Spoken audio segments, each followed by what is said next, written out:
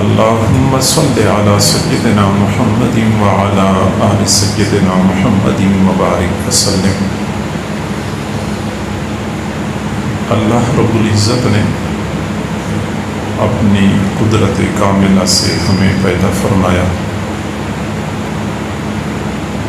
اور اپنی حکمت کاملہ سے انتہائی قیمتی اعضاء عطا فرمائے۔ اللہ تعالیٰ نے ہمیں دیکھنے کو آنکھیں عطا فرمائی، سننے کے لیے کان عطا فرمائے، بولنے کے لیے زبان عطا فرمائی، سونگھنے کے لیے ناک کی قوت عطا فرمائی، چلنے کے لیے ہمیں پاؤں عطا فرمائے، کام کاج کے لیے ہمیں ہاتھ عطا فرمائے، سوچنے کے لیے سر میں پھڑکتا ہوا دماغ فٹ کر دیا، ایمان، توکل اور یقین کے لیے اللہ نے سینے میں دھڑکتا ہوا دل نصب کر دیا۔ تمام اعضاء اپنی جگہ پہ بے مثل اور بے مثال ہیں، تاہم ایک بات سمجھنی چاہیے کہ اللہ تعالیٰ نے ہمیں اگر یہ اعضاء عطا فرمائے ہیں تو ان سے فائدہ اٹھانے کا طریقہ، حدود اور قیود بھی بتائے ہیں کہ کہاں کہاں انہیں استعمال کیا جا سکتا ہے، کہاں کہاں ان کو روکنا ہوگا، کہاں ان سے فائدہ اٹھایا جا سکتا ہے، کہاں فائدہ نہیں اٹھایا جا سکتا۔ حدود و قیود بتائے ہیں کہ آنکھ سے کیا کچھ دیکھ سکتے ہیں، کیا کچھ نہیں دیکھ سکتے، زبان سے کیا بولنا جائز ہے اور کیا بولنا جائز نہیں ہے، کان سے کیا سننا درست ہے اور کیا سننا نادرست ہے۔ حدود و قیود بتائے ہیں، اور اگر ہم نے ان اعضاء کو شریعت کے احکام کے دائرے میں استعمال کر لیا تو یہ ہمارے بہترین معاون ہیں، دنیا میں بھی اور آخرت کی سعادتیں بھی انہی اعضاء کے درست استعمال پر ہمیں ملیں گی۔ اور اگر ہم نے ان اعضاء کے استعمال میں شریعت مطہرہ کی تعلیمات کو نظر انداز کر لیا، بے لگام اور بے قابو انداز میں ہم ان اعضاء کو استعمال کرتے رہے تو یہ اعضاء ہم پر شقاوت اور بدبختی کے دروازے کھول دیں گے۔ عرب لوگ کہتے ہیں اعضاؤک اعداؤک ام رفقاؤک، یہ جو آپ کے اعضاء ہیں یہ یا آپ کے دشمن ہیں بدترین یا پھر بہترین دوست ہیں، اگر یہ صحیح ہوں تو بہترین دوست، اگر غلط طریقے سے استعمال ہوں تو بدترین دشمن ہیں۔ ہمیں چاہیے کہ ہم اللہ کی دی ہوئی ان عظیم نعمتوں کو اللہ کی نافرمانی میں استعمال نہ کریں۔ انسان کی بے وفائی اور ناقدری کی انتہا ہو جاتی ہے کہ اللہ رب العزت نے بغیر کسی استحقاق کے ہماری تمام تر نالائکیوں کے باوجود اتنی عظیم نعمتیں ہمیں عطا فرمائی، ہم اللہ کی دی ہوئی نعمتوں کو اللہ کی نافرمانی میں استعمال کر رہے ہوتے۔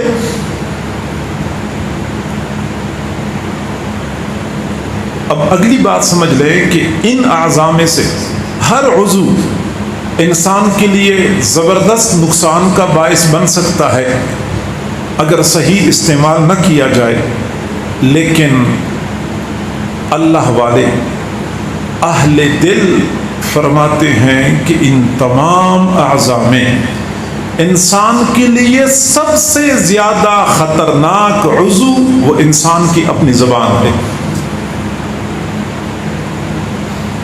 زبان کا شر، زبان کی آفات کی فہرست اتنی لمبی ہے کہ باقی سارے اعضاء کے شرور کو اکٹھا کر دیا جائے تو زبان کا شر اس پر غالب آئے گا۔ حضرت لقمان حکیم کو استاد نے بھیجا کہ یہ بکری لے جاؤ، اس کو ذبح کر دو، اس بکری کے پورے جسم میں سے گوشت کا جو بہترین ٹکڑا ہے وہ لے کے آ جاؤ۔ وہ چلے گئے، بکری کو ذبح کر لیا اور زبان کاٹ کے لے کے آ گئے، کہنے لگے کہ یہ بہترین ٹکڑا ہے۔ استاد نے کہا بہت اچھا، اب دوبارہ چلے جاؤ، اس بکری کے جسم میں جو بدترین ٹکڑا ہے وہ لے کے آ جاؤ۔ وہ چلے گئے، دوبارہ وہی زبان لے کے آ گئے۔ استاد حیران کہ جب میں نے بہترین ٹکڑا گوشت کا مانگا زبان لے کے آئے، میں نے بدترین مانگا زبان لے کے آئے۔ تو جواب دیا کہ جی ہاں، اگر یہ زبان درست ہو جائے تو پورے جسم کا بہترین عضو یہی زبان ہے، اگر یہ بگڑ جائے تو بگاڑ اور فساد میں کوئی عضو اس کا ہمسر نہیں ہو سکتا۔ اور عرب لوگ کہتے ہیں کہ جرمہ صغیر و جرمہ کبیر، اس زبان کی جسامت تو چھوٹی ہے لیکن اس کے جرائم بہت بڑے بڑے ہیں۔ چنانچہ مشاہدہ یہ ہے، تجربہ یہ ہے کہ آج اس زبان نے ہماری انفرادی زندگیوں میں یا اجتماعی زندگیوں میں جتنا فساد برپا کر رکھا ہے، کسی اور عضو نے اتنا فساد برپا نہیں کر رکھا۔ عام طور پہ لوگ یہ کہتے ہیں کہ بد نظری یہ بہت بڑا گناہ ہے اور بہت عام ہو چکا ہے، کہ ہر بندہ غلط نگاہ اٹھاتا ہے، دوسروں کی بیٹیوں کے اوپر غلط نیت سے نظریں جماتا ہے، جوان بھی اس میں مبتلا ہے اور بوڑھے بھی مبتلا ہیں، درمیانی عمر والے بھی مبتلا ہیں۔ میں مانتا ہوں کہ یہ جرم بہت بڑھ چکا ہے، لیکن یہ تو صرف مردوں تک محدود ہے یا بڑوں تک محدود ہے، اور زبان کا استعمال تو اس سے کئی گنا زیادہ خطرناک ہے۔ زبان کے استعمال سے نہ حاضر محفوظ ہوتے ہیں، نہ غائب محفوظ ہوتے ہیں، نہ چھوٹے محفوظ ہوتے ہیں، نہ بڑے محفوظ ہوتے ہیں۔ حاضر ہیں ان کو برا بلا کہنا شروع کر دیا، گالی دینی شروع کر دی، طعنہ دینا شروع کر دیا۔ جو غائب ہیں ان کی غیبت کرنی شروع کر دی۔ پھر جو دنیا سے چلے گئے ہیں وہ بھی محفوظ نہیں ہیں، دنیا سے چلے گئے لوگ ان کا بھی پیچھا نہیں چھوڑتے، ان کے خلاف بھی بولتے رہتے ہیں۔ بلکہ پریشانی کی بات یہ ہے کہ کئی مرتبہ جو دنیا میں ابھی آئے نہیں ہوتے، پہلے سے تبصرے شروع ہو جاتے ہیں کہ یہ کیا تماشا ہے اور یہ کہاں سے آ رہا ہے اور یہ کیا کچھ ہو رہا ہے۔ تو میرے بھائیو، زبان کی شرور کی فہرست بہت لمبی ہے، اور یہی وجہ ہے کہ ہمارے اسلاف، پچھلے زمانے کے نیک لوگ، اللہ والے، اپنی زبان کے استعمال میں بہت محتاط ہوا کرتے تھے، کبھی بھی زبان کے حوالے سے غفلت کا مظاہرہ نہیں کرتے تھے۔ حضرت عمر فاروق رضی اللہ تعالیٰ عنہ نے ایک مرتبہ حضرت سیدنا صدیق اکبر رضی اللہ تعالیٰ عنہ کو دیکھا، جنہوں نے اپنی زبان کو پکڑا ہوا تھا، کھینچ رہے تھے، مروڑ رہے تھے۔ حضرت عمر رضی اللہ عنہ نے فرمایا ابو بکر کیا ہو گیا؟ اپنی زبان کو ایذا پہنچا رہے ہیں، اپنی زبان کو تکلیف پہنچا رہے ہیں۔ تو حضرت سیدنا صدیق اکبر رضی اللہ عنہ نے فرمایا کہ عمر، مجھے اس زبان نے بہت نقصان پہنچایا ہے، مجھے اس زبان نے بہت نقصان پہنچایا ہے۔ میرے بھائیوں، اگر حضرت ابو بکر صدیق رضی اللہ عنہ جیسی شخصیت بھی اپنی زبان کے استعمال کے بارے میں مطمئن نہیں تھے، فرما رہے تھے مجھے بہت نقصان پہنچایا ہے، ہماری زبانیں تو صبح سے لے کے شام تک بے قابو استعمال ہو رہی ہوتی ہیں، پتہ نہیں ہماری زبانوں نے ہمارے لیے کس قدر ہلاکت اور بربادی کا سامان تیار کیا ہوگا۔ اور یہ ہماری بہت بڑی کمزوری ہے کہ جو لوگ دین سے دور ہوتے ہیں وہ تو زبان کے استعمال میں بے احتیاطی کرتے ہی ہیں۔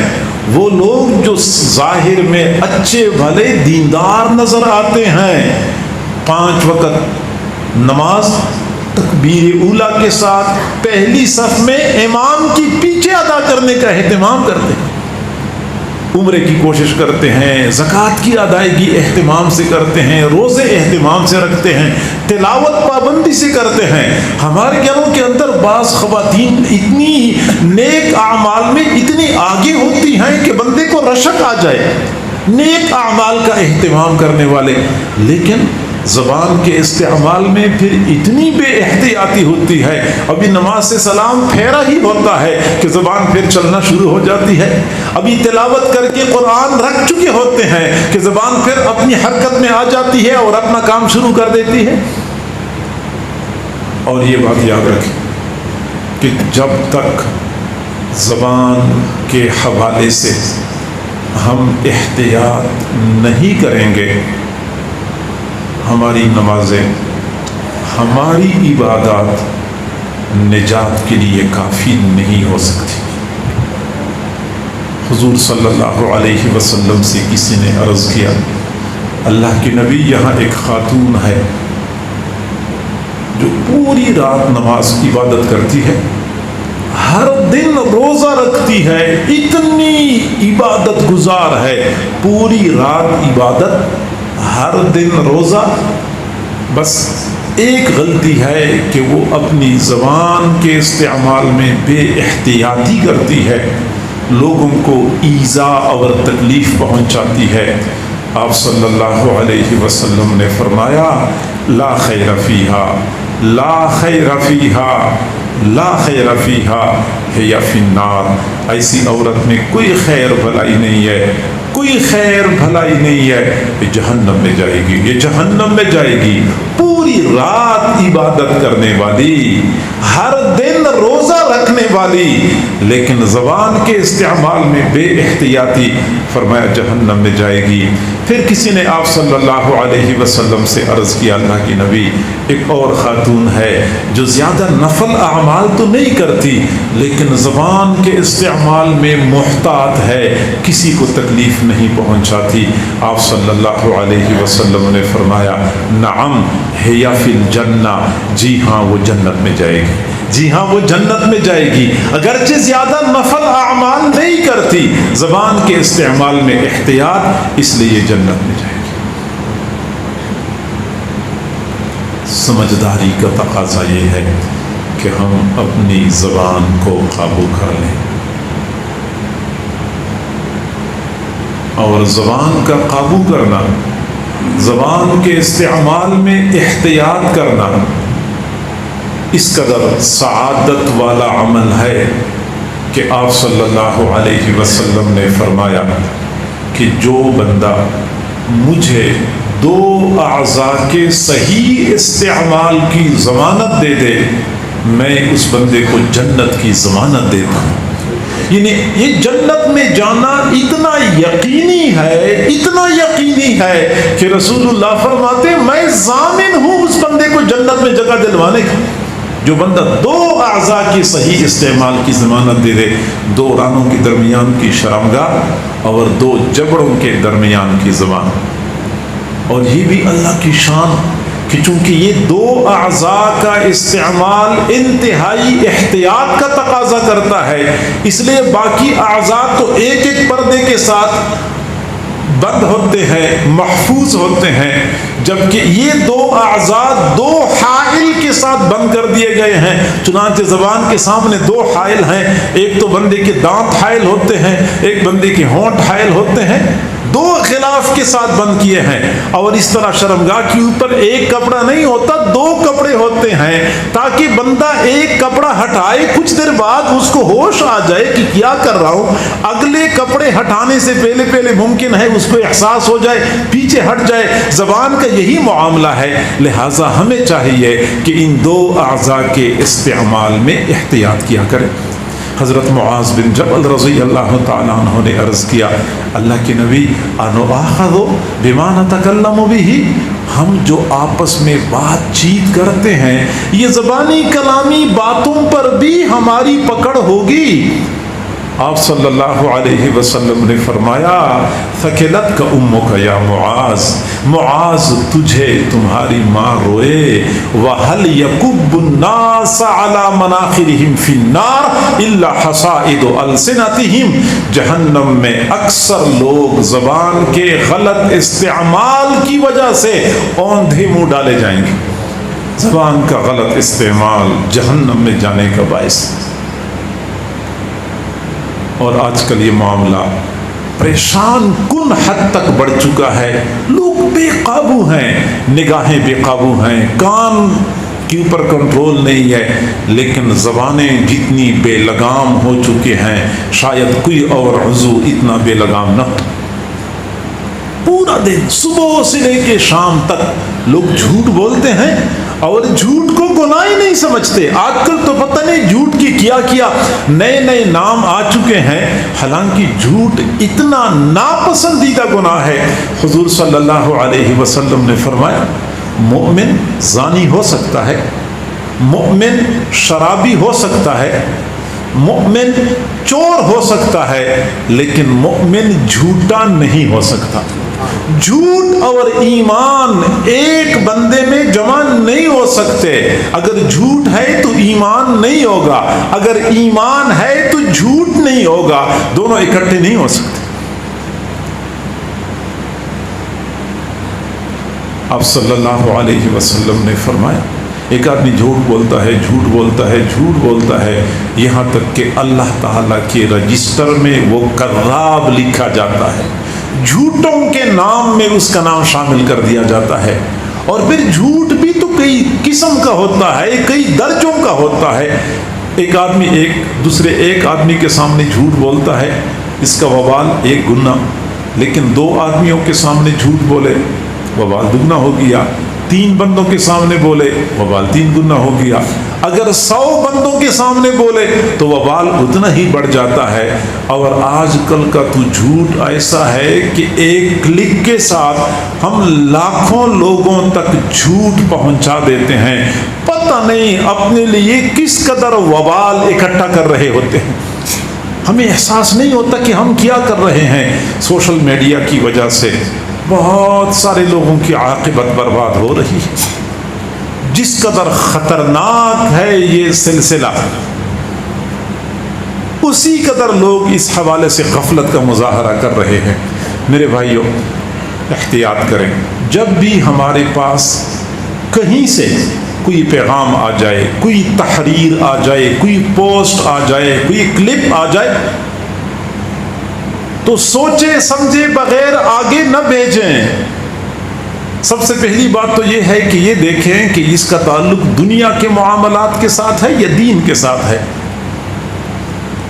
اگر دین کا معاملہ ہے، حدیث کسی نے بھیجی ہے، فقہی مسئلہ کسی نے بھیجا ہے، کوئی دین کا کوئی حکم کسی نے بھیجا ہے، تو کبھی بھی غفلت نہ کریں کہ بغیر پوچھے بغیر تحقیق کیے آگے بھیجنا شروع کر دیں۔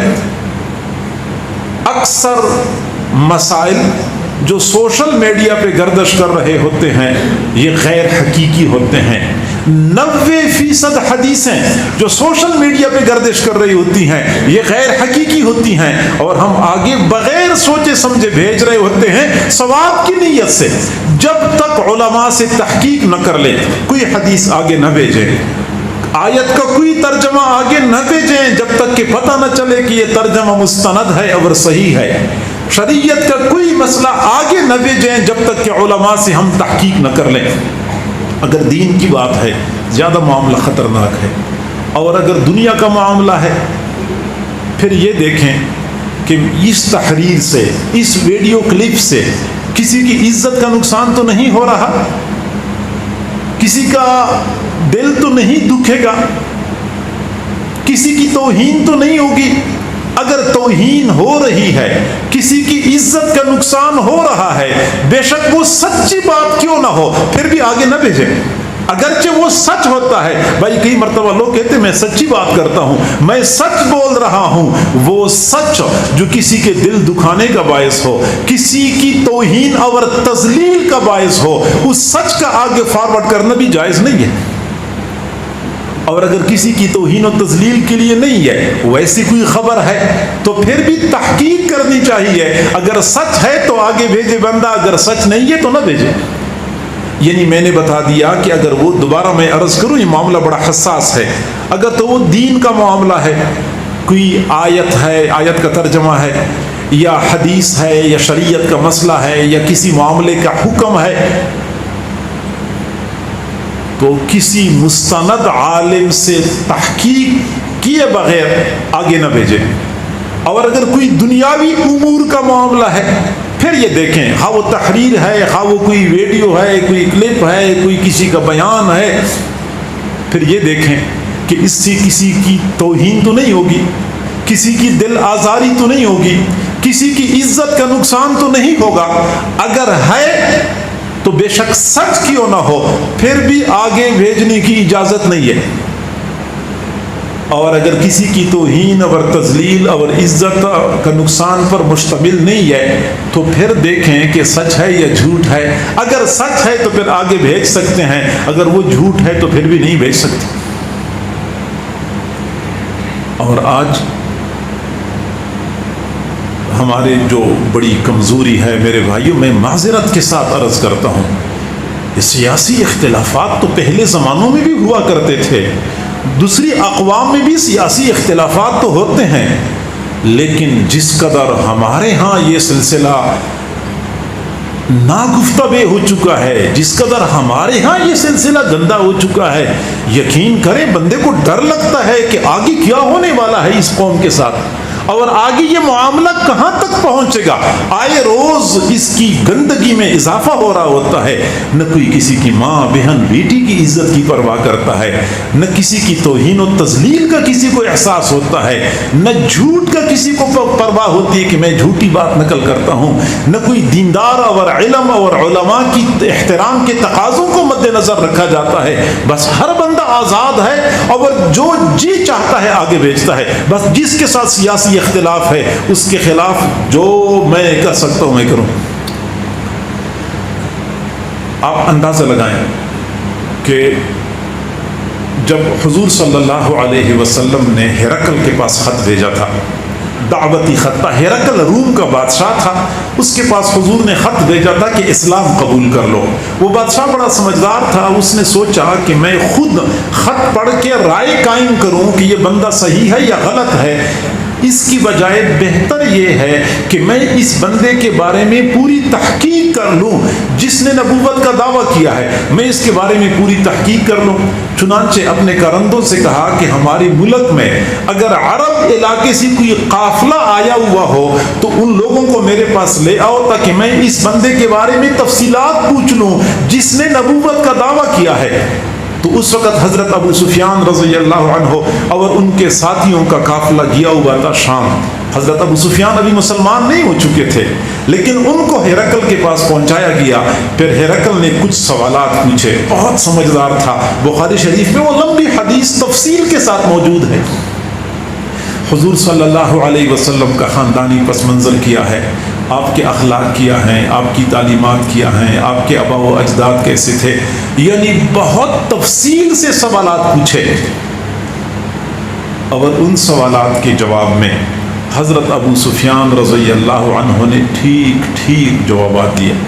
اور وہ خود فرماتے ہیں کہ میرا دل چاہ رہا تھا کہ میں تھوڑا سا جھوٹ شامل کر دوں، لیکن میں ڈر رہا تھا کہ میرے ساتھ اس وقت میرے دوست موجود ہیں، میرے مکہ کے ساتھی موجود ہیں. اگر یہ لوگ مکہ میں گئے اور انہوں نے مکہ میں لوگوں کو بتایا کہ ابو سفیان نے ہرقل کے دربار میں جھوٹ بولا تھا، میرا کیا بنے گا؟ میں لوگوں کو کیا منہ دکھاؤں گا؟ وہ 360 بتوں کو پوجنے والے حضور صلی اللہ علیہ وسلم کی مخالفت میں کسی بھی حد تک جانے کے لیے تیار تھے، لیکن جب ہرقل نے حضور کے بارے میں سوالات پوچھے تو ایک بال کے برابر بھی غلط اور جھوٹ اس میں شامل نہیں کیا. شرما رہے تھے کہ لوگ کیا کہیں گے کہ ابو سفیان نے جھوٹ بولا تھا. اور آج کل سیاسی اختلاف کی بنیاد پہ الامان والحفیظ اپنی عاقبت پر بات کر رہے ہوتے ہیں، اپنے لیڈر کی خوشنودی کے لیے یا اس کو سپورٹ کرنے کے لیے یا اس کے دفاع کرنے کے لیے دوسرے لیڈروں کی مٹی پلید کرنا، ان پر بے جا الزامات لگانا، تہمتیں لگانا، اس کی تو لوگ پرواہ نہیں کرتے کہ ہم کر کیا رہے ہیں. کیا قبر میں یہ لیڈر ہمیں بچا لے گا؟ پتہ نہیں بیچارے کا اپنا کیا حال ہوگا، ہمیں کیا بچائے گا؟ پھر کیا قیامت کے دن ہمیں یہ بچا لے گا؟ اس دنیا میں ہمارا حال یہ ہے، پتہ نہیں انسانی عقل کیوں کام نہیں کرتی. حال یہ ہے، آئے روز آپ لوگ سنتے ہوں گے کہ اسٹیج پر کسی بھی محبت کرنے والے نے لیڈر سے مصافحہ کرنے کی کوشش کی تو اس کو تھپڑ لگے، اس کو دھکے دے دے کے پیچھے کر دیا گیا اور اس کو ذلیل کر کے اسٹیج سے اتار دیا گیا. جس لیڈر کے ساتھ اسٹیج پر بیٹھنا یا کھڑا ہونے کی ہمیں اجازت نہیں دی جاتی، اس لیڈر کی خاطر ہم اپنے اللہ کو ناراض کر رہے ہوتے ہیں، اپنی عاقبت پر بات کر رہے ہوتے ہیں، اپنے عزیز و اقارب دوست احباب کو ناراض کر رہے ہوتے ہیں. بھائی بھائی کے ساتھ باہم دست و گریبان، سالوں کی دوستیاں دشمنی میں بدل جاتی ہیں ان لیڈروں کی خاطر، اور ان سب کی کرتوت ہم سب کے سامنے ہیں. کس کو نہیں پتا کہ کس کا کیا کردار ہے اور وہ کیا کچھ کرتے رہے ہیں، اس کی ماضی کیا ہے اور اس کا حال کیا ہے اور اس کے عزائم کیا ہیں، ہم سب کو پتا ہے. تو میرے بھائیوں، ہوش سے کام لینا چاہیے. ان لوگوں کی خاطر اپنی عاقبت برباد نہ کریں، اپنے دوستوں کو ناراض نہ کریں، اپنے خونی رشتے نہ توڑیں ان لوگوں کی خاطر جن کے ساتھ مصافحہ کرنا بھی ہمیں کبھی نصیب نہیں ہوتا. وہ ان کے ساتھ مل کے کھانا کھانا کبھی نصیب ہو تو بالکل نہیں ہو سکتا. تو میرے بھائیوں، جھوٹ، اس میدان میں جھوٹ بہت عام ہو چکا ہے. اور پھر خاص طور پہ میں معذرت کے ساتھ عرض کرتا ہوں کہ آپ حضرات سیاسی اختلاف ضرور کیا کریں، کسی لیڈر کی ایسی توہین نہ کریں جس پر جھوٹی تہمت لگائی جائے، کسی کی ماں، بہن، بیٹی کے بارے میں غلط گفتگو قطعاً نہ کیا کریں. اور خاص طور پہ اہل علم حضرات کی عزت، احترام اور تقدس کا خیال رکھیں. اس کی ذات کی وجہ سے نہیں، اس کی اس عظیم نسبت کی وجہ سے جو ان کو وہ نسبت حاصل ہے، جو ان کو نسبت حاصل ہے، ان نسبت کی وجہ سے اہل علم حضرات کے بارے میں بہت محتاط رہا کریں، بہت محتاط رہا کریں. یہ حضرت مولانا حامد میاں صاحب نے فرمایا کہ میں نے ایک جگہ پہ ایک بندے کو دیکھا، ہوٹل پہ بیٹھا ہوا تھا، ہم بھی وہاں رکے تھے چائے پینے کے لیے یا کھانا کھانے کے لیے. وہ چرپائی پر بیٹھا ہوا تھا، پھر کھڑا ہو گیا، کھڑا ہونے کے بعد بھونکنے لگا، پھر بیٹھ گیا، کچھ دیر تک بیٹھا رہا، پھر کھڑا ہو گیا، پھر دائیں بائیں دیکھ کر لوگوں کی طرف بھونکنے لگا، پھر بیٹھ گیا. یہ اس کا حال تھا. 3-4 مرتبہ اس نے یہ حرکت کر لی. میں نے ہوٹل والے سے پوچھا کہ اس کو کیا ہوا ہے، تو اس نے کہا آپ اس کو نہیں جانتے، کیونکہ ہوٹل والا میرا جاننے والا تھا. تو ہوٹل والے نے کہا کہ یہ وہ بندہ ہے جس نے حضرت مولانا حسین احمد مدنی رحمۃ اللہ علیہ کو بیان کے دوران کہا تھا کہ مت بھونکو، مت بھونکو. اب اس نے جو ان کو کہا تھا کہ مت بھونکو، اب اس کا نتیجہ یہ نکلا کہ اب دماغی توازن خراب ہے. اب بیٹھا ہوتا ہے، ہر 5-7 منٹ کے بعد کھڑا ہو جائے گا، ادھر ادھر منہ کرے گا، بھونکتا رہے گا، پھر بیٹھ جائے گا، پھر 5-7 منٹ کے بعد بھونکتا رہے گا، پھر بیٹھ جائے گا. یہ علماء یہ اللہ کے ولی ہیں. حضرت امام شافعی رحمۃ اللہ علیہ نے فرمایا کہ اگر علماء اللہ کے ولی نہ ہوں تو روئی زمین پر کوئی اور اللہ کا ولی ہو ہی نہیں سکتا. اور اگر یہ اللہ کے ولی ہیں تو اولیاء کے بارے میں تو اللہ تعالیٰ بہت جلدی غصے ہو جاتا ہے.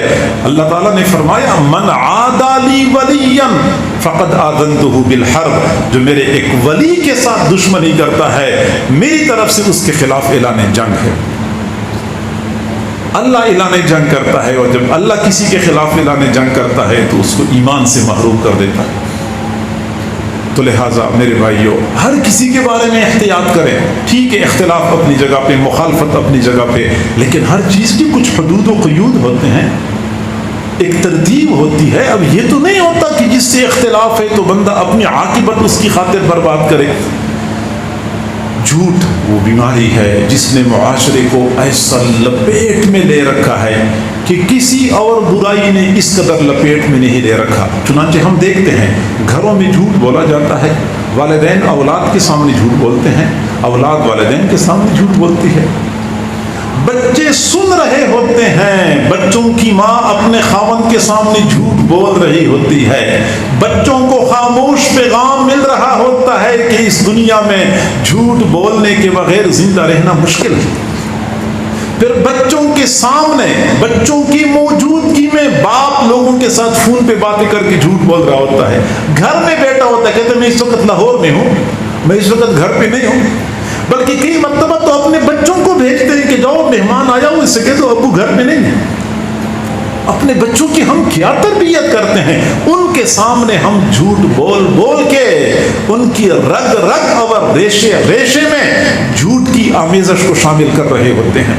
گھروں میں جھوٹ بولا جاتا، ساس بہو ایک دوسرے کے سامنے جھوٹ بولتی ہے، بازاروں میں جھوٹ، منڈیوں میں جھوٹ، آپ سب کو پتا ہے کہ کس قدر جھوٹ بول بول کے خرید و فروخت کا بازار گرم ہوتا ہے۔ پھر اس کے بعد سرکاری دفاتر میں جھوٹ، یہ کلرک بادشاہ جو ہوتے ہیں یہ جھوٹ بولنے کے بڑے ماہر ہوتے ہیں، اور ایسے بندے کو گھما رہے ہوتے ہیں جب تک کہ چائے پانی کے نام پہ وہ اپنا حصہ وصول نہ کریں، فائل کو جب تک پہیے نہ لگیں اس وقت تک فائل آگے بڑھتی نہیں ہے۔ جھوٹ بولتے ہیں بندے کو پریشان کرنے کے لیے۔ عدالتوں میں وہ عدالتیں جن کا اصل مقصد یہ تھا کہ عدالت میں سچ کا بول بالا ہوگا، وہی عدالتیں جھوٹ کا مرکز اور محور بن چکی ہیں۔ مدعی جھوٹا دعویٰ کر رہا ہوتا ہے، مدعی جھوٹا جواب دے رہا ہوتا ہے، اور گواہ جھوٹی گواہی دے رہے ہوتے ہیں، وکیل سب کو جھوٹ سکھا رہے ہوتے ہیں۔ ایک وکیل مدعی کو جھوٹ سکھا رہا ہوتا ہے کہ اس کے خلاف یہ درخواست دے دو، اس کے خلاف یہ درخواست دے دو۔ مجھے ایک بندے نے کہا، وکیل ہے، کہنے لگا جب میں سیکھ رہا تھا ابھی مجھے استاد نے کہا کہ اگر آپ کا کیس 1 سال میں 6 بچے نہ دیں تو آپ کامیاب وکیل نہیں ہیں۔ اگر آپ کے پاس 1 کیس آئے تو اس 1 کیس کو سال میں 6 کیس بنانا ہے، گویا کہ اسی کیس میں اس کے خلاف درخواست دے دو، اس کے خلاف یہ درخواست دے دو، تو یہ درخواست دے دو۔ تو وکیل جھوٹ سکھا رہے ہوتے ہیں مدعی کو، اگلا وکیل جھوٹ سکھا رہا ہوتا ہے مدعی کو، اور وکیل جھوٹ سکھا رہے ہوتے ہیں گواہوں کو۔ پھر نتیجہ یہ نکلتا ہے کہ ججوں کا فیصلہ بھی جھوٹ پر مبنی ہوا کر، عدالتوں میں جھوٹ بولا جاتا ہے، اور سیاست میں تو پھر جھوٹ کے لیے باقاعدہ بندے رکھے جاتے ہیں جن کو ترجمان کا نام دیا جاتا ہے، جن کو اطلاعات کا وزیر کا نام دیا جاتا ہے۔ ان کا مقصد صرف یہی ہوتا ہے کہ جھوٹی خبریں دینا اور آگے پہنچا۔ میڈیا پہ کیا جھوٹ نشر ہوتا ہے، الیکٹرونک میڈیا ہے، پرنٹ میڈیا ہے اور سوشل میڈیا ہے۔ میرے بھائیو، جھوٹ نے جیسے اس معاشرے کو لپیٹ میں لے رکھا ہے، ایسا کسی اور گناہ نے معاشرے کو لپیٹ میں نہیں لے رکھا۔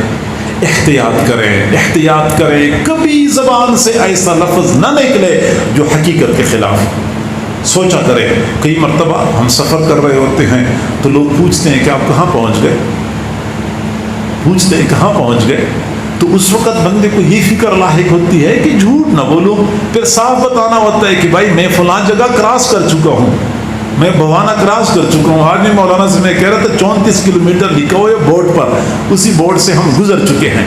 یہ بہت محتاط انداز سے بات کرنی ہوتی ہے۔ کئی مرتبہ ایسا بھی ہوتا ہے کہ ہم کسی کو کہہ دیتے ہیں کہ ہم فلاں جگہ کے قریب ہیں، لیکن پتہ چلتا ہے کہ نہیں ہم دور ہیں، دوبارہ وضاحت کرتے ہیں کہ نہیں ابھی ہم دور ہیں فلاں جگہ سے، میرا اندازہ یہ تھا کہ میں فلاں جگہ کے قریب پہنچ چکا ہوں۔ تو میرے بھائیوں، جھوٹ بولا جاتا ہے۔ حضرت اسماء رضی اللہ تعالیٰ عنہ فرماتے ہیں کہ حضور صلی اللہ علیہ وسلم نے فرمایا، اسماء، کوئی بندہ کسی کو کھانے کی پیشکش کرے اور اس کا دل کر رہا ہوتا ہے کہ میں یہ چیز کھا لوں، اور وہ کہہ دے کہ میرا دل نہیں کرتا، تو یہ جھوٹ ہے۔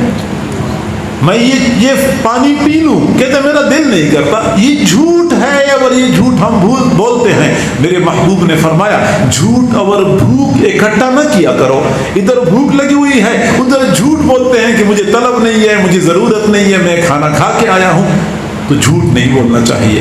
بچوں کے ساتھ جھوٹا معاملہ نہیں کرنا چاہیے۔ حضور صلی اللہ علیہ وسلم کی موجودگی میں ایک خاتون نے اپنے بچے کو بلایا، بچہ آ جاؤ میں آپ کو چیز پیش کروں۔ تو چانچہ بچہ بھاگتا ہوا آیا، اس خاتون نے اپنے دوپٹے سے کنارے سے کھجور کھول کے دے دی، کھجور بندی ہوئی تھی، وہ کھول کے دے دی، بچے نے وہ کھجور لے لی۔ تب آپ صلی اللہ علیہ وسلم نے فرمایا اگر آپ اپنے بچے کو وہ کھانے کی چیز نہ دیتی تو آپ کے اعمال نامے میں ایک جھوٹ لکھ دیا جاتا۔ آج کل کی مائیں کئی مرتبہ اپنے بچوں کو بہلانے کے لیے، وقتی طور پہ ٹالنے کے لیے اتنا جھوٹ بول رہی ہوتی ہیں، یا روتے ہوئے بچے کو چپ کرانے کے لیے اتنا جھوٹ بولتی ہیں، وہ جن آ جائے گا تو وہ کتا آ جائے گا۔ بچپن سے ہی بچے کے دل و دماغ میں وہ جنوں کا خوف اور کتوں کا خوف اتنا بھر دیا جاتا ہے کہ بیچارہ پوری زندگی وہی خوف دل میں لیے پھرتا رہے۔ وقتی طور بچہ کوئی چیز مانگتا ہے، ماں کہتے میں نے آپ کے ابو کو فون کر کے کہا ہے کہ وہ لے آئے، حالانکہ اس نے نہیں کہا ہوتا، وہ بچے کے سامنے جھوٹ بولتے۔ میرا ایک دوست ہے، اکٹھے ہم پڑھتے رہے ہیں، تو وہ کہنے لگا کہ جب میں اپنے گھر سے بازار کی طرف آتا ہوں، ذرا شہر سے باہر ہے ان کا گھر، تو میرے بچے مجھے کہتے ہیں کہ ابو فلاں چیز لے آؤ، تو میں کہتا ہوں بیٹا فکر نہ کرو، تو وہ کہتے ہیں کہ ابو نہیں، یہ نہ کہو کہ فکر نہ کرو، یہ کہو کہ میں لاؤں گا۔ جب تک میں یہ نہ کہوں کہ میں لاؤں گا میرے بچے مطمئن نہیں ہوتے۔ ان کو پتہ ہے کہ جب میں یہ کہوں نا کہ لاؤں گا تو میں ضرور لے کے آتا ہوں، پھر میں نے بچوں کے ساتھ قول کیا ہوتا ہے۔ اور بچوں کو بھی پتہ ہے کہ ہمارے ابو جب کوئی قول کرتے ہیں تو قول کو پورا کرتے ہیں، اور یہی سبق دیا جاتا ہے کہ ہمیشہ کے لیے جب بندہ کوئی بات کرتا ہے تو بات کو پورا کر کے دکھائے۔ تو بچوں کے سامنے جھوٹ نہ بولیں، بڑوں کے سامنے جھوٹ نہ بولیں۔ یہ زبان کی بہت بڑی غلطی ہے کہ ہم خلاف حقیقت باتیں کرتے ہیں۔ دوسری بڑی غلطی یہ ہے کہ ہم لوگوں کی برائیاں بیان کر رہے ہوتے ہیں، ان کی غیر موجودگی میں یا ان کے سامنے ہر حال میں کسی کی برائی بیان کرنا جائز نہیں ہے۔ اور یہ بات یاد رکھیں کہ کسی بندے کے اندر ایسی کمزوری ہوتی ہے جو سارے لوگوں کو معلوم ہوتی ہے، وہ چھپی ہوئی نہیں ہوتی، اس کمزوری کا بیان کرنا بھی جائز نہیں ہے۔ ایک آدمی چھوٹے قد والا ہے، ایک خاتون چھوٹے قد والی ہے، سارے لوگوں کو پتہ ہے کہ چھوٹے قد والی ہے، پھر بھی اس چھوٹے قد کا تذکرہ کرنا جائز نہیں ہے۔ تو وہ کمزوریاں جو لوگوں کی نگاہوں سے پوشیدہ ہیں، لوگوں کی نگاہوں سے چھپی ہوئی ہیں، ان کا تذکرہ کرنا تو بڑا جرم ہے۔ حضرت عائشہ صدیقہ رضی اللہ عنہا فرماتی ہیں کہ حضور صلی اللہ علیہ وسلم کی خدمت میں ایک خاتون حاضر ہو گئی جن کا قد چھوٹا تھا۔ جب وہ چلی گئی میں نے کہا اللہ کے نبی آپ نے دیکھا نہیں اس خاتون کا قد کتنا چھوٹا تھا؟ آپ صلی اللہ علیہ وسلم نے فرمایا عائشہ آپ نے ایسی زہریلی بات کی ہے، اگر اس بات کا زہر 7 سمندروں میں ملا دیا جائے تو 7 سمندر بھی زہریلے ہو جائیں گے۔ اتنی سی بات کہہ دی کہ اس خاتون کا قد چھوٹا ہے۔ اب چھوٹا قد میں کسی بندے کی ذاتی غلطی تو نہیں ہوتی، جس کا قد چھوٹا ہے تو اللہ نے چھوٹا قد دیا ہے، اور پھر یہ کسی سے چھپایا بھی نہیں جا سکتا، سارے لوگوں کو پتا ہے کہ قد چھوٹا ہے، اس کا تذکرہ کرنا جائز نہیں ہے۔ تو وہ پوشیدہ کمزوریاں جو کسی کو معلوم نہیں ہے اور ہم کرید کے پتہ کرتے ہیں اور آگے لوگوں کو کھول کھول کے بیان کر رہے ہوتے ہیں، پتہ نہیں ہم کتنا بڑا جرم کر رہے ہوتے ہیں۔ میرے بھائیوں میں معذرت کے ساتھ عرض کرتا ہوں، ہم غلطیاں کرتے ہیں، ہم لوگوں کا دل دکھاتے ہیں، ہم لوگوں کا نقصان کرتے ہیں، ایذا پہنچاتے ہیں، لیکن یاد رکھیں کسی کے مال کا نقصان کریں جرم ہے، کسی کی جان کا نقصان کریں جرم ہے، کسی کی کچھ جسمانی ایذا پہنچائی جرم ہے، لیکن کسی کی عزت کا نقصان کرتے ہوئے کئی مرتبہ سوچا کریں، کئی مرتبہ سوچا کریں، کیونکہ جب کوئی بندہ کسی مسلمان کی عزت کا نقصان کرتا ہے تو پھر اللہ تعالیٰ خود انتقام لیتا ہے، اور جب اللہ کسی سے انتقام لیتا ہے پھر سروں سے پگڑیاں اچھل جاتی ہیں، دوپٹے اتر جاتے ہیں، بندہ گھر میں بیٹھے بیٹھائے ذلیل اور رسوا ہو جاتا ہے، کسی کو چہرہ دکھانے کے قابل نہیں ہوتا۔ اللہ کے لیے کیا مشکل ہے؟ بارہا ایسا ہوا، اچھے بھلے معزز لوگ، معاشرے کے اندر مقام اور مرتبے والے لوگ جب اللہ کی گرفت میں آئے تو ایسے حالات سامنے آ گئے کہ ان کا اپنے گھر سے نکلنے میں بھی دل نہیں کرتا، ایسے اللہ تعالیٰ ان کی عزت کا نقصان کر دیتے۔ میرے بھائیوں، مجھے نظر آتا ہے کہ فلاں بندے میں یہ عیب ہے، یہ ایک عیب ہے، 2 عیب ہے، 5 عیب ہیں، لیکن اگر اس کے اندر 5 عیب ہیں تو میرے اندر تو 100 عیب موجود ہیں۔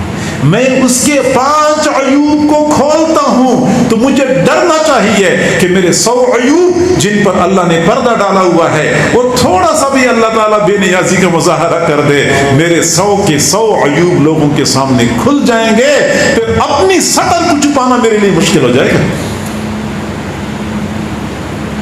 تو لوگوں کی عزت کا نقصان نہ کریں۔ حضرت ابن ماجہ کی روایت ہے، حضور صلی اللہ علیہ وسلم بیت اللہ کے سامنے کھڑے تھے، فرما رہے تھے بیت اللہ مجھے اچھی طرح پتا ہے کہ تیری عزت، تیری حرمت، تیرا تقدس بہت زیادہ ہے، لیکن ایک مسلمان کی عزت اور تقدس تجھ سے بڑھ کے ہے۔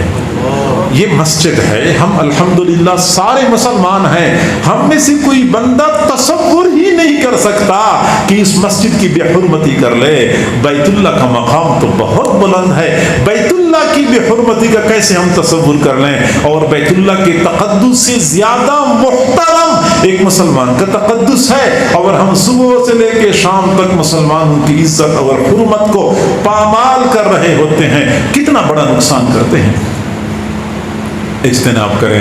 اور زبان کی ایک اور عمومی جو غلطی ہے وہ ہے استہزاء، کسی کا مذاق اڑانا، کسی کا مذاق اڑانا۔ یہ مذاق اڑانا کئی قسم کا ہوتا ہے، کسی کی برادری کا مذاق اڑایا، تمہاری برادری ایسی ہے، کسی کی رنگ رنگت کا مذاق اڑایا، کسی کی غربت کا مذاق اڑایا، کسی کے کپڑوں کا مذاق اڑایا۔ لا يسخر قوم من قوم عسى ان يكونوا خيرا منهم، ایک قوم دوسری قوم کا مذاق نہ اڑائے، ممکن ہے کہ وہ لوگ اس سے بہتر ہوں۔ بات سمجھ میں آ گئی کہ سارے لوگوں کو یہی حکم ہے کہ کوئی بندہ کسی اور بندے کا مذاق نہ اڑائے، لیکن بعد میں اللہ تعالیٰ نے عورتوں کا الگ تذکرہ فرمایا، وَلَا نِسَاءٌ مِّن نِّسَاءٍ عَسَىٰ أَن يَكُنَّ خَيْرًا مِّنْهُنَّ، عورتیں بھی عورتوں کا مذاق نہ اڑائے۔ حالانکہ پہلے حصے میں سارے لوگ شامل تھے، مرد اور عورتیں دونوں طبقات کے لوگ شامل تھے، لیکن بعد میں اللہ نے عورتوں کا خاص طور پہ تذکرہ فرمایا، کیونکہ عورتوں میں یہ بیماری زیادہ عام ہوتی ہے کہ وہ دوسروں کا مذاق اڑاتی رہتی ہیں۔ چنانچہ شادیوں کے موقع پہ جب یہ اپنی مالداری کی نمائش کر رہی ہوتی ہیں، میرے کپڑے اور میرا زیور اور میرے جوتے اور میرا فلاں، تو ایک طرف اپنی برتری لوگوں کو دکھا رہی ہوتی ہیں اور دوسری طرف دوسروں کا مذاق اڑا رہی ہوتے ہیں کہ یہ تمہارے کپڑے ہیں، اور یہ تو یہ ڈھنگ کے کپڑے لے آتی تو یہ ڈھنگ کے جوتے خرید لیتی، تو پھر اس کا قد ایسا ہے، اس کی رنگت ایسی ہے، اس کی آنکھیں ایسی ہیں۔ تو یہ دوسروں کا استہزاء کرنا، دوسروں کا مذاق اڑانا، یہ زبان کی اگلی شرارت ہے، زبان کا اگلا شر ہے، اس سے بچنے کی ضرورت ہے۔ اور خاص طور پہ کسی کی تخلیق کا مذاق اڑانا۔ قد چھوٹا ہے، قد اللہ نے بنایا ہے، آنکھیں چھوٹی ہیں، اللہ نے بنائی ہیں، رنگت کالی ہے، یہ کالی رنگت بھی اللہ نے بنائی ہے۔ یہ کسی کی تخلیق کا مذاق اڑانا اس لیے بڑا جرم ہے کہ یہ تخلیق اللہ کی ہے، یہ ایجاد اللہ کی ہے، یہ اللہ کی کاریگری ہے۔ اگر آج کوئی کاریگر کوئی چیز بنائے، آپ فرنیچر بناتے ہیں، تو کوئی بندہ اچھی کرسی بنائے، اگلا آدمی اس کے اندر نکتہ چینی کرے تو کتنا دکھ ہوتا ہے بندے کو اور کتنا اس کو افسوس ہوتا ہے۔ تو اگر ہم برداشت نہیں کرتے کہ ہماری کاریگری میں کوئی عیب نکالے، تو کوئی بندہ اللہ جو کہ صناع عالم ہے، اس اللہ کی کاریگری میں کوئی بندہ عیب نکالتا ہے، اس کو چھوٹا قد دیا ہے، اس کو چھوٹی آنکھیں دی ہے، تو اس کی کالی رنگت ہے۔ میرے بھائیو، یہ اللہ کی کاریگری میں عیب نکالنا اللہ کے قہر اور غضب کو دعوت دینے کے مترادف ہے۔ اور اگلی بات سمجھ لیں، آخری بات، کہ جہاں ہم کسی ایک فرد کا مذاق اڑاتے ہیں، ایک بندے کا مذاق اڑاتے ہیں، ایک خاتون کا مذاق اڑاتی ہے، یہ جرم ہے۔ اسی طریقے سے ایک برادری والے دوسری پوری برادری کا مذاق اڑاتے ہیں، یہ بھی جرم ہے۔ لطیفے بنا بنا کے لوگوں کو سنا رہے ہوتے ہیں یا سینڈ کر رہے ہوتے ہیں۔ چنانچہ لا یسخر قوم من قوم، ایک قوم دوسری قوم کا مذاق نہ اڑائے، ایک برادری والے دوسری برادری والوں کا مذاق نہ اڑائیں۔ تو یہ بھی اہتمام کرنا، خیال کرنا چاہیے کہ ایسا نہ ہو کہ پوری برادری کا مذاق اڑائیں، یہ بھی جرم ہے۔ ایک بندے کا مذاق اڑائیں، یہ بھی جرم ہے۔ ہمیں چاہیے کہ ہم زبان کے استعمال میں احتیاط کریں، اور یہی شریعت مطہرہ کا حکم ہے۔ مشائخ صوفیاء عظام اس چیز پر بہت زور دیتے ہیں، یہ جو ہمیں بارہا کہا جاتا ہے کہ زبان ہر وقت اللہ کی یاد سے تر ہونی چاہیے۔ اس کا مقصد یہی ہے کہ جب یہ اللہ کی یاد پہ آئے گی تو ان فضولیات سے یہ زبان بچی رہے گی۔ اگر اللہ کی یاد نہیں ہوگی تو پھر زبان نے تو چلنا ہی ہوتا ہے، تو پھر جب حق نہیں بولیں گے، اچھا نہیں بولیں گے، تو پھر ہم غلط ہی بولتے رہیں گے۔ لہذا چاہیے اپنی زبانوں کو قابو کرنے کے لیے مشائخ صوفیاء کی تعلیمات پہ عمل کریں، مشائخ صوفیاء کے ساتھ تعلق بنائیں، مضبوط بنائیں، مضبوط سے مضبوط تر بنائیں۔ زبان قابو میں آ جائے گی، کنٹرول میں آ جائے گی۔ وہ زبانیں جو صبح سے لے کے شام تک ایک لمحے کے لیے چپ نہیں رہتی، جب دل اللہ کی یاد پہ آ جاتا ہے زبان کو ایسی چپ لگ جاتی ہے کہ بندہ بولنے کی ضرورت بھی ہو پھر بھی بندے کا بولنے کو دل نہیں کرتا، یہ ذکر کے جاری ہونے کی علامت ہوتی ہے۔ اس لیے مشائخ صوفیاء کہتے ہیں کہ ذکر کثرت سے کر لیا کریں، زبان کو خود بخود تالا لگ جائے گا۔ اللہ تعالی ہمیں سمجھنے اور عمل کرنے کی توفیق عطا فرمائے۔ وآخر دعوانا ان الحمد للہ رب العالمین۔